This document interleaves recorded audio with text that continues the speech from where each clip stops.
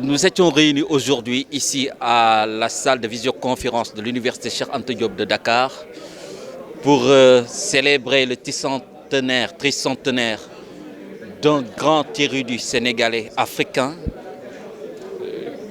personnage emblématique de notre histoire politique, Thierno Souleymane Baal. L'objectif était de nous rappeler l'œuvre de ce grand personnage, de cet éminent personnage, qui nous a laissé des recommandations. Et ces recommandations étaient une manière de revenir sur notre culture politique, sur notre histoire politique, sur notre trajectoire politique. Parce que traditionnellement, quand on aborde la politique, quand on aborde la démocratie, on les aborde sous forme de concepts, à tel point qu'on pense que les Africains n'ont peut-être pas forcément d'idées politiques.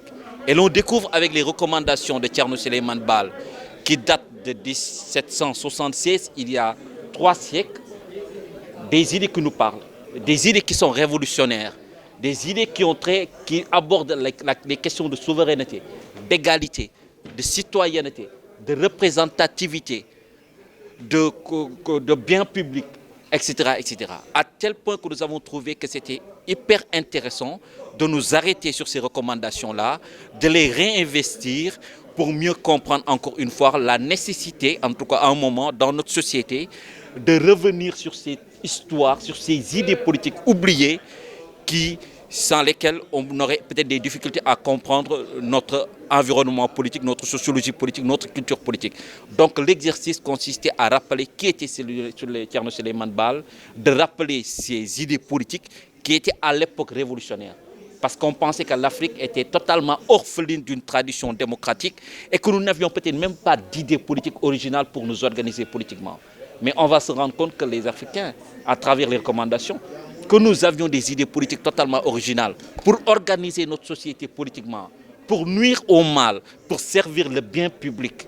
Encore une fois, ces recommandations-là, à les lire aujourd'hui, on se dit que mais ce n'est pas possible. Avant la Révolution française de 1789, avant la Constitution américaine de 1887, il y avait une constitution au Fouta, il y a eu une révolution qui nous ont, en tout cas, qui ont inspiré certaines idées totalement originales.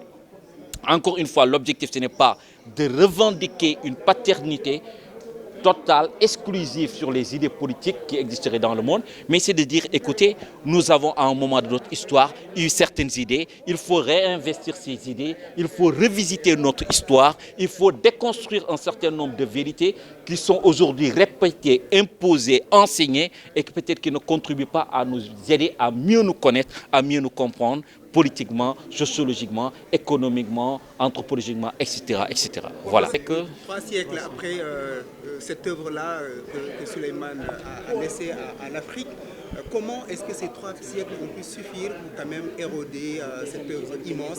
Est-ce que c'est parce qu'il n'y a pas eu d'écrits? Non, il y a eu pas mal d'écrits, de recherches, de témoignages européens, c'est-à-dire étrangers. Cela veut dire que nous ne sommes pas en train de faire l'apologie ou l'éloge d'un personnage ou de certaines idées pour faire valoir quelque chose peut-être, voilà, une certaine... voilà. Et donc, l'objectif, c'était de dire que, écoute, il y a des archives qui existent dans le monde. Il y a des chercheurs. Mon collègue Yurissal l'a dit, l'un des plus grands chercheurs sur la question est un Américain. Cela veut dire quoi? C'est une invitation aux intellectuels africains à aller vers ces archives. Mais le problème qui se pose, c'est le problème, on va dire, de l'inaccessibilité de la langue. Parce qu'il y a pas mal de documents qui sont en arabe et non en français. Et donc, pour les intellectuels, c'est un appel. Faire des recherches, faire des enquêtes, retourner vers ces archives-là pour essayer de comprendre notre culture politique, notre histoire politique. Parce qu'encore une fois, nous avons une histoire, même si l'impérialisme est passé par là, la colonisation est passée par là, et on le sait, celui qui vient vous dominer brûle votre bibliothèque, conteste toute idée originale et laisse penser que vous n'avez peut-être jamais jamais réfléchi sur vos conditions de vie.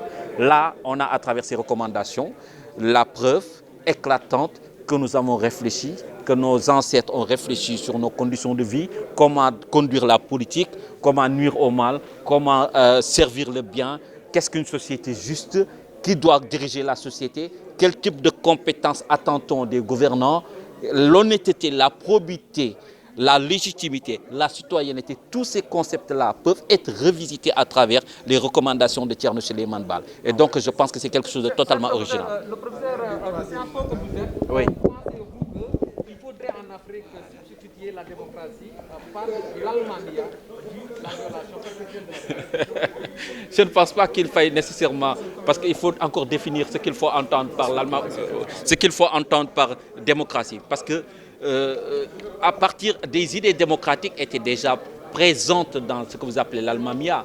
Thierno Souleymane, fondateur de l'Almamia, a défendu des principes républicains, des principes démocratiques. Quand il parle de méritocratie, quand il parle de la défense des biens publics, quand il interdit la dévolution monarchique, clanique ou ethnique du pouvoir, tout cela renvoie à une conception totalement, on va dire, démocratique de la politique. Il nous parle de représentation politique, il nous parle de participation politique, il parle d'impôts, de fiscalité, des idées totalement révolutionnaires au regard de l'époque, à tel point qu'on peut se dire, effectivement, c'est...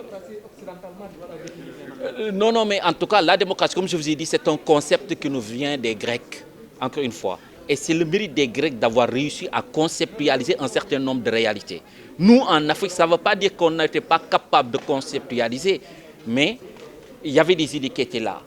Encore une fois, ce que je dis, c'est que le mérite des Grecs, c'est d'avoir réussi à utiliser en peu de mots, à traduire en peu de mots des réalités totalement disparates. Aujourd'hui, si je vous demande, est-ce que vous êtes capable de me donner, de me dire comment dit-on politique en Wolof, comment dit-on démocratie en Wolof, comment dit-on légitimité en Wolof, vous serez obligé d'utiliser un ensemble de mots pour définir la démocratie, la légitimité et tous ces concepts. Mais cela ne veut pas dire que l'absence de concept ne veut pas dire forcément absence d'idées.